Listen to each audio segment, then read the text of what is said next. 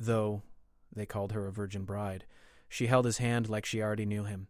The gunshot echoed across the valley before Daniel Carter even saw the rider approaching. His hand moved to his holster by instinct, years of living on the edge of lawless territory making the motion automatic. The bullet hadn't been aimed at him, but it served as a warning. Someone was coming fast, and they wanted him to know it. He stepped out from the barn, squinting against the afternoon sun. The rider was still a mile out, but even from this distance, Daniel could see the urgency in how the horse moved. Something was wrong. His ranch hand, Pete Sullivan, appeared at his side, rifle already in hand. "Trouble?" Pete asked. "Always is," Daniel muttered. The rider came closer, and Daniel's jaw tightened.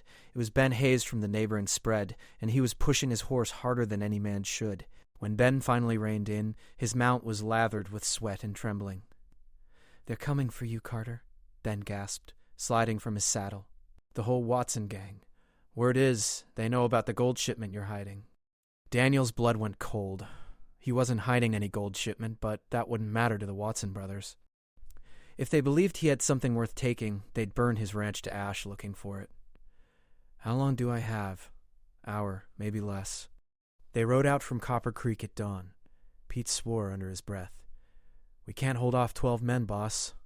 Not with just the two of us and old Henry in the house." Daniel knew Pete was right, but running wasn't in his nature. This land had been his father's and his grandfather's before that. 3 generations of Carters had worked this soil, and he'd be damned if he'd abandon it to a pack of thieves. "Get Henry and start loading the rifles. Board up the windows facing the main road." He turned to Ben. "You should ride on. No sense in you getting caught in this." Ben shook his head. "I brought the warning." "Least I can do is help you fight." Before Daniel could respond, another sound cut through the air. Not gunfire this time, but the rattle of a wagon approaching from the opposite direction. He turned, confusion mixing with his mounting anxiety. He wasn't expecting anyone, and visitors were rare this far from town. The wagon came into view, driven by Father Gregory from the church in Sweetwater, 30 miles east. Beside him sat a young woman in a simple gray dress, her dark hair pinned up beneath a modest bonnet. Daniel's confusion deepened into something approaching panic. His mother. 3 months ago, in a moment of whiskey-fueled desperation, he'd written to his mother back east. He told her about the loneliness, about how hard it was to build something worth keeping when you had no one to share it with. He'd mentioned, almost as a joke, that maybe she should find him a bride. Some good church girl who wouldn't mind the isolation and hard work of ranch life. He'd forgotten about that letter the moment he'd sealed it. His mother had not forgotten. Father Gregory pulled the wagon to a stop, beaming with the satisfaction of a job well done. "Daniel Carter, I presume? Your mother sent word ahead, Mrs. Claire Bennett, all the way from Boston. She's come to be your bride." The young woman stepped down from the wagon with practiced grace, and that's when Daniel's world tilted sideways. As her feet touched the ground, she looked up at him, and her hand reached out, finding his before he could think to move. Her fingers wrapped around his palm with a familiarity that defied logic. She held his hand, not like a stranger meeting her future husband for the first time, but like someone who had held it 1,000 times before. "Hello, Daniel," she said quietly, and there was something in her eyes that made his chest constrict. Recognition. That was impossible. He'd never seen this woman in his life. "Ma'am," he managed, his voice rougher than he intended. "This isn't really a good time." "The Watson gang," she said, and his blood turned to ice. "They'll be here in 45 minutes, give or take. You should know I didn't come alone."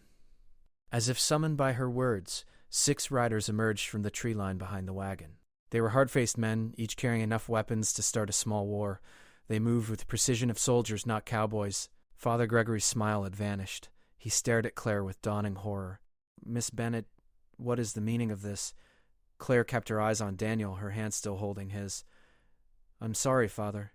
But I didn't come here to get married.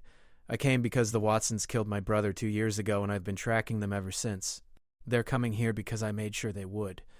I needed somewhere defensible, and I needed someone who could shoot straight and wouldn't run." She paused. "Your reputation suggested you were that man." Daniel should have been furious. He should have thrown her off his land and sent the whole dangerous mess with her. But he couldn't stop staring at the way she held his hand, like an anchor in a storm. Like she knew something he didn't. Like she'd been holding his hand long before this moment, in some life he couldn't quite remember. "You used me as bait," he said. "Yes, for 12 killers." 11 now. I got one last week. Pete laughed, a slightly unhinged sound. Boss, I'm starting to like her. You set a trap using my ranch, my life, without asking. Claire finally released his hand, but the warmth of her touch lingered. I did, and I'm not sorry. But I'll fight beside you, and so will my men. When this is over, if you want me gone, I'll go. But right now, the Watsons are coming, and we have less than an hour to get ready. Daniel looked at the 6-armed riders, then at Claire's steady gaze, then down at his own hand where hers had been. Every instinct told him to send her away, to face this threat on his own terms, but something deeper, something he couldn't name, told him that she belonged here, that somehow, impossibly, this moment had been written long before today. Pete, get those rifles loaded, he said finally. Ben, help board the windows. Father Gregory, you might want to pray. He looked at Claire. And you better be as good with a gun as you are with setting traps, Miss Bennett. Because if we survive this, you and I are going to have a very long conversation. She smiled then, fierce and bright. I'm counting on it, rancher. The Watson gang appeared on the horizon like a dark stain spreading across the clean earth. Daniel watched them come, his heart hammering against his ribs, and wondered why holding Claire Bennett's hand had felt like coming home. Claire moved through the ranch house with the efficiency of someone who had studied its layout in advance. She positioned her men at strategic points, 3 inside the house, 3 in the barn, creating crossfire angles that would make any frontal assault costly.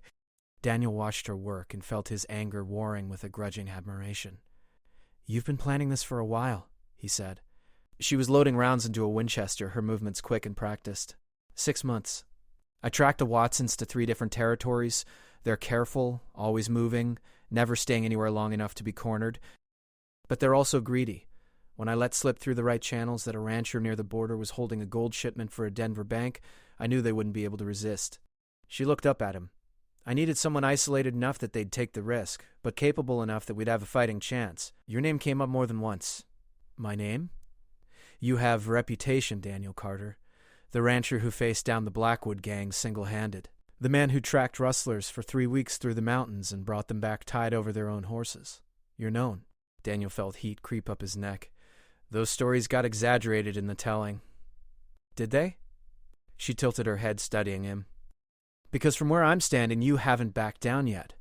Most men would have thrown me out the moment they realized what I'd done. Still might, she smiled, but there was sadness in it. That's fair, Pete called from the window. They're splitting up, 6 coming from the front, 5 circling around back. Claire nodded. Exactly what I expected. Johnny, Marcus, you take the back entrance. Don't fire until they're within 50 yards. Make every shot count. She turned to Daniel. Your man Henry, is he reliable? Best shot on the ranch, Daniel said. Better than me. Then put him in the loft. High ground advantage. She moved to the window, peering out at the approaching riders. They'll try to talk first. The Watsons like to intimidate before they kill. Gives them a sense of power. You know them well. I've made it my business to know them. Her voice had gone flat, emotionless. The leader is Frank Watson. Tall, scar across his left cheek. He'll do the talking. His brother Cole will hang back, watching for weakness. They have a cousin, Ray, who's the fastest gun. He'll try to get you into a draw if he can. Daniel absorbed this information, his mind racing. And your brother? Claire's hand tightened on her rifle. They killed him for his horse. He was 17, riding home from town. They shot him in the back and left him in the dirt like he was nothing. Her voice cracked slightly. I found him the next morning. The weight of her pain settled over the room like a shroud. Daniel understood revenge. He understood the kind of rage that kept you moving when everything else said to quit. But he also understood how it could consume you, burn you down to nothing but ash and bitterness. After this is over, he said quietly, what then? She looked at him, and for the first time, he saw uncertainty in her eyes. I don't know. I haven't thought past this day in 2 years. The Watson gang reined in about 200 yards from the house. They spread out in a loose line, weapons visible but not yet drawn. Father Gregory had retreated to the cellar, muttering prayers and clutching his Bible. Ben Hayes was positioned near the back door, his face pale but his hands steady. Frank Watson dismounted slowly, making a show of his confidence. He was exactly as Claire had described, tall and scarred, with a kind of casual cruelty in his eyes that came from years of taking what he wanted. He walked forward alone, stopping about 50 yards out. Daniel Carter, he called, his voice carrying easily across the distance. "I believe you have something that belongs to me." Daniel stepped onto the porch, keeping his hands visible but ready. "I don't know what you're talking about, Watson." Frank grinned, showing yellowed teeth. "Now that's interesting, because I have it on good authority that you're holding $20,000 in gold, payment for a herd you sold up Denver way. That's a lot of money to keep lying around. Your information is wrong." "Is it? Well, we're going to come in there and check for ourselves. You can step aside, save yourself some pain, or you can be stupid about it. Either way, we're taking what we came for." Claire appeared at the window beside Daniel, her rifle resting casually on the sill. "Hello, Frank. Been a while." Frank's confident grin vanished. For several seconds he stood frozen, staring at Claire like he was seeing a ghost. Then his face twisted with rage. "You're supposed to be dead." "Disappointed? You're the reason we're here. This whole thing, you set it up." He took a step forward, his hand moving toward his gun. "You stupid girl, you think you can take us all down? There's 12 of us and what, a handful of you? You just killed yourself and everyone in that house." 11 of you, Claire corrected, "and I didn't come unprepared." Cole Watson had dismounted now, moving to flank his brother. "This is the Bennett girl?" "The one whose brother we shot?" "That's her." Cole laughed, an ugly sound. "Well now, this just got interesting. Tell you what, little girl. You come out here, face us proper, and maybe we'll let the rancher live. You're the one we want anyway." Daniel felt rage surge through him, hot and immediate. "Nobody's handing anyone over." "Your choice," Frank said, "but you're going to die for someone you don't even know. That seems smart to you?" Before Daniel could answer, Claire called out, "You killed my brother for a horse worth maybe $40. You shot him in the back because he wouldn't hand it over. Do you even remember him? Do you remember any of the people you've killed?" Frank shrugged. "Can't say I do. We've killed a lot of people. His name was Christopher Bennett. He was 17 years old. He wanted to be a teacher. Still don't remember him." Frank's hand settled on his gun. "But I'll remember you right before I put a bullet in your head.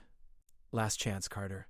Send her out, or we burn you all down." Claire's hand found Daniel's again, just for a moment. She squeezed once, then let go. "Don't let them see you hesitate," she whispered. "The moment they think you're weak, they'll charge. You want her, Watson? Come and take her." "But you better bring more men." Frank's face darkened. He turned to his gang, raising his arm. "Burn it down. Kill them all." The Watson gang opened fire, and the afternoon exploded into violence. Bullets tore through the wooden walls of the ranch house, splintering wood and shattering glass. Daniel dove behind the heavy oak table he'd positioned near the window, returning fire as quickly as he could aim. Beside him, Claire worked her rifle with mechanical precision, each shot deliberate and calm despite the chaos erupting around them. Henry's rifle boomed from the loft, and one of the Watson riders toppled from his horse with a scream. The man hit the ground hard and didn't move. The gang scattered, some diving behind the water trough, others making for the cover of the fence posts. They were experienced fighters, Daniel noted grimly, not the kind to panic under fire. "They're going for the barn," Pete shouted from the back room. A moment later, his rifle cracked 3 times in rapid succession. "Got one trying to circle around." Claire's men were firing in controlled bursts, conserving ammunition but making each shot count. One of them, a grizzled man with a gray beard that Claire had called Johnny, called out, "2 more down." They were grouping behind the fence. Frank Watson's voice carried above the gunfire. "Ray, take Cole and flank them from the east side. Martinez, you and the Dalton brothers hit the barn. Burn it if you have to." Daniel's chest tightened. If they lost the barn, they'd lose their defensive position. The Watson gang could pin them in the house and pick them off at leisure. He turned to Claire. "I need to get to the barn. That's suicide. If they burn it, we're dead anyway. Your men can't hold it against 6 shooters." Claire's jaw clenched. She knew he was right. She called out to one of her men, a younger fellow with quick eyes. "Marcus, you're going to cover Carter. When I give the signal, lay down suppressing fire on the fence line. Don't stop until he's in the barn." Marcus nodded, moving to a better angle. Claire looked at Daniel, and again he saw that strange familiarity in her eyes, that inexplicable sense that she knew him in ways that defied their brief acquaintance. "Don't die out there, rancher. Wasn't planning on it." "Good, because after this is over, you're going to tell me why it feels like I've known you my whole life." Before he could respond to that unsettling statement, she gave the signal. Marcus and 2 others opened up with everything they had, pouring fire into the fence line where the Watson gang had taken cover. Daniel didn't hesitate. He crashed through the back door and sprinted across the open ground between the house and barn, his legs pumping, his heart in his throat. Bullets kicked up dust around his feet. Something tugged at his sleeve, the sharp burn telling him he'd been grazed. He didn't slow down. The barn loomed ahead, 50 yards, 40, 30. One of Claire's men appeared in the doorway, waving him on, providing covering fire. He dove through the entrance just as a bullet splintered the door frame where his head had been. He hit the ground hard, rolled, and came up with his pistol drawn. His breath came in ragged gasps, but he was alive. "Damn glad to see you, boss," Pete said from behind a stack of hay bales. "They've been testing us pretty hard. We've held them off, but it's only a matter of time." Daniel quickly assessed their position. 3 of Claire's men were in the barn, along with Pete. They had good sight lines on the western and southern approaches, but the eastern side was vulnerable. That's where Ray Watson and Cole would be coming from, he realized. Frank had set them up for a coordinated assault. How much ammunition do we have? Enough for maybe another 10 minutes of sustained fighting. After that, we're down to pistols. Not good. Daniel moved to the eastern wall, peering through a gap in the boards. He could see movement in the tall grass about 100 yards out. They were coming, trying to stay low, but the afternoon sun caught on metal. Guns, belt buckles, the shine of sweat on nervous faces. He aimed carefully and fired. One of the approaching men yelped and scrambled back. Not a kill shot, but enough to slow them down. He fired twice more, forcing them to keep their heads down. That's when he heard the sound that chilled his blood. The crackle of flames. One of the Watson riders had made it close enough to the barn's north side to throw a torch. The dry wood caught immediately, flames licking up the weathered boards with terrifying speed. Smoke began to fill the interior, making Daniel's eyes water and his throat burn. "We need to fall back," Pete coughed. "This place is going up fast." Daniel knew he was right, but retreating meant giving up their defensive advantage. The moment they ran for the house, the Watson gang would cut them down in the open. They were trapped, and Frank Watson knew it. Then Claire's voice cut through the chaos, sharp and clear. "Daniel, the cellar door. Northwest corner of the barn. My men dug a trench this morning while you were out checking fences." He stared at her through the smoke and flames, confusion and dawning understanding mixing in his mind. "You planned for this. All of this. I planned for every contingency. I've been studying the Watson gang's tactics for 2 years.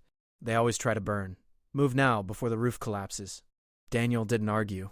He grabbed Pete and one of Claire's men, pointing them toward the northwest corner. The cellar door was hidden beneath old equipment and hay, but they found it quickly. Below was a narrow trench, barely 3 feet high, that led back toward the house. It was crude and cramped, but it was a lifeline. They crawled through the darkness, the sounds of battle muffled above them.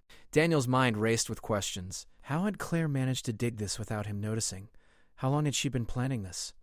And why did it feel like every move she made had been choreographed specifically for him, as if she understood not just tactics but his nature, his choices, his very soul? They emerged in the cellar of the ranch house, covered in dirt and coughing smoke. Father Gregory nearly screamed when they appeared. "Lord have mercy, I thought you were dead." "Not yet," Daniel managed. He climbed the stairs back to the main floor where Claire was reloading her rifle with swift, practiced movements. She looked up as he appeared, and the relief in her eyes was unmistakable. "The barn's lost," he said. "But we're all alive." She nodded. "The barn was always expendable. They think they're winning now." "Frank will get overconfident. That's when we strike." "Strike how? We're outnumbered and pinned down." Claire moved to the window, studying the Watson gang's positions. They were advancing now, emboldened by the burning barn, moving from cover to cover with increasing aggression. Frank Watson was directing his men like pieces on a chessboard, closing the noose. "There," Claire pointed. "See how they're bunching up on the south side? They think that's our weak point because it has the fewest windows. But they're wrong." She turned to Johnny, one of her men. "Signal the others." Phase 2. Johnny fired 3 shots in quick succession, a specific pattern. Daniel watched in amazement as 6 more riders appeared from the tree line behind the Watson gang. These were clearly more of Claire's people, held in reserve, and they'd been positioned perfectly to catch the gang in a crossfire. The Watson gang's advance faltered as bullets began hitting them from behind. Men screamed and scattered, their coordinated assault dissolving into chaos. Frank Watson roared orders, trying to rally his men, but the advantage had shifted dramatically. "Now we press," Claire said, her voice cold and determined. She kicked open the front door and stepped onto the porch, her rifle blazing. Her men followed, pouring out of the house with renewed energy. Daniel found himself moving with them, his body acting on instincts honed by years of frontier violence. The battle had become a rout. The Watson gang, caught between two forces and having lost the element of surprise, began to break. 2 more of them fell, and then another turned his horse and fled.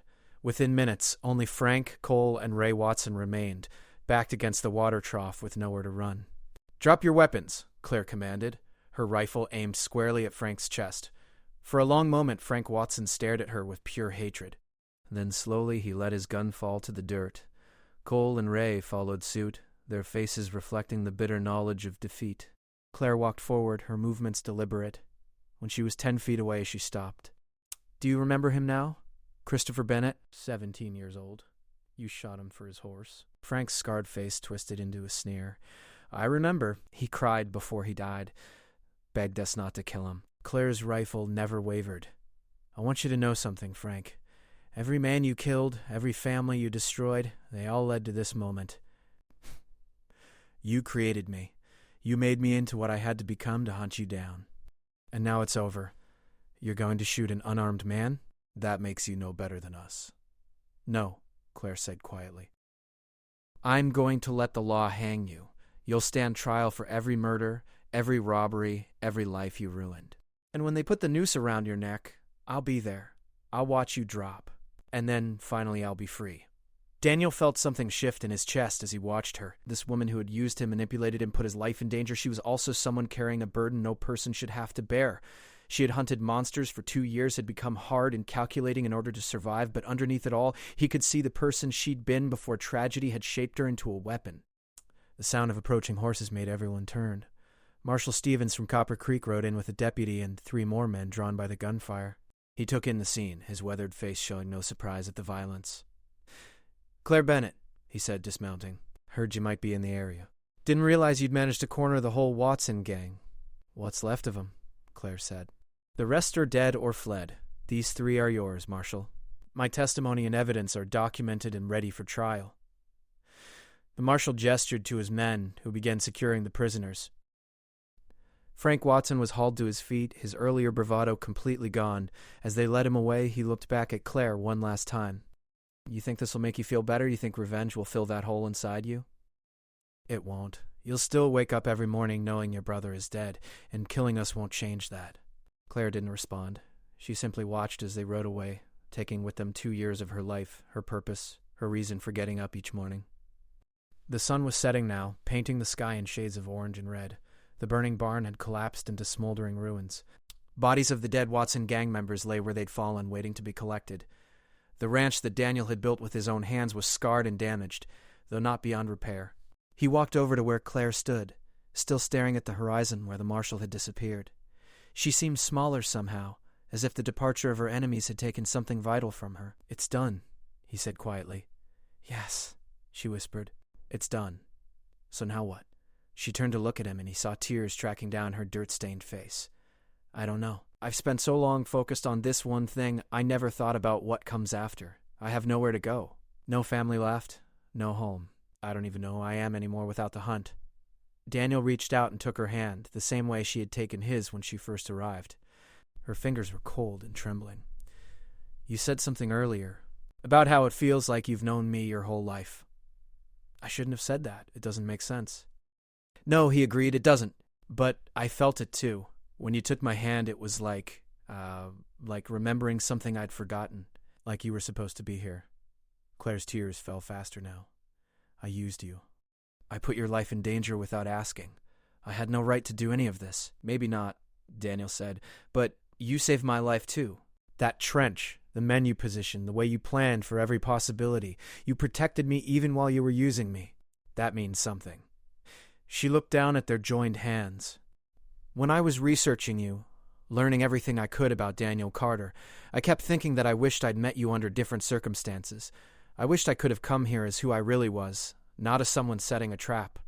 I wished," her voice broke, "I wished I deserved someone like you." Daniel felt his own throat tighten with emotion. This fierce, damaged woman who had brought violence to his doorstep had also brought something else, a sense of connection he hadn't felt in years. A reminder that even in the hardest, loneliest corners of the frontier, 2 people could find each other. That letter I sent to my mother, he said slowly, about finding a bride. I wrote it in a moment of weakness, not really believing anything would come of it. But you came.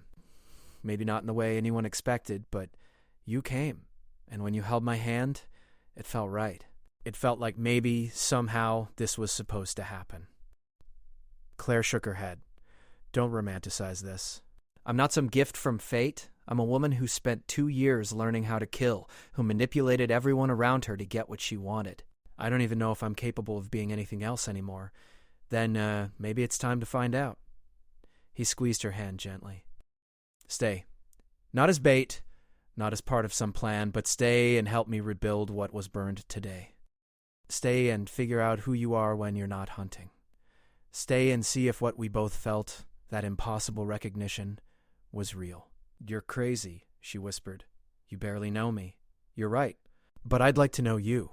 The real you, not the hunter or the strategist, but Claire Bennett, whoever she is, underneath all the armor she's built. For a long moment, she didn't respond. She just stood there, holding his hand, tears still streaming down her face. Then, finally, she nodded.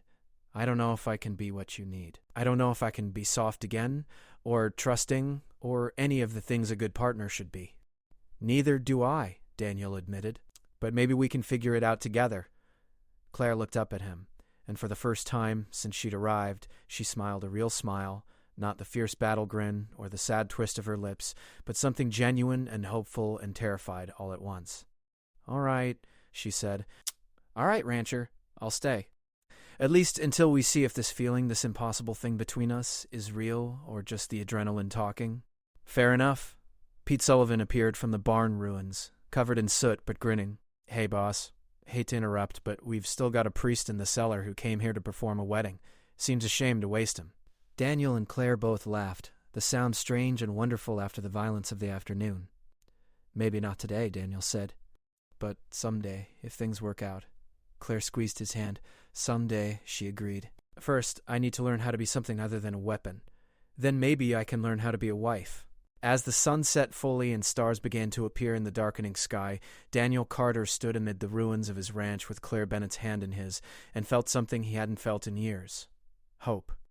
Not the desperate hope of a lonely man reaching for anything to fill the void, but the genuine belief that maybe, just maybe, something beautiful could grow from the ashes of violence and tragedy. The road ahead would be hard. Claire carried scars that wouldn't heal quickly, and trust would have to be earned slowly, carefully, day by day. But as he looked at her face lit by the last rays of sunlight, Daniel thought it might just be worth it. Behind them, Father Gregory finally emerged from the cellar, looking thoroughly traumatized. I came to perform a wedding, he said weakly. I did not expect a war. Welcome to the frontier, Father, Claire said with a tired smile. Nothing ever goes the way you plan. Clearly. He looked between them. But I sense God's hand in this somehow. 2 souls finding each other in the midst of chaos. Perhaps that's the greatest miracle of all. Daniel wasn't sure about miracles, but as night fell over his damaged ranch and Claire leaned her head against his shoulder, exhausted and vulnerable and finally free of her burden, he thought maybe the old priest had a point. The stars wheeled overhead, ancient and indifferent to human struggle. But beneath them, 2 people stood together, holding hands like they'd done it 1,000 times before, and faced the uncertain future with something that felt remarkably like faith. Whatever came next, they would face it together. And somehow, despite everything, that felt like enough.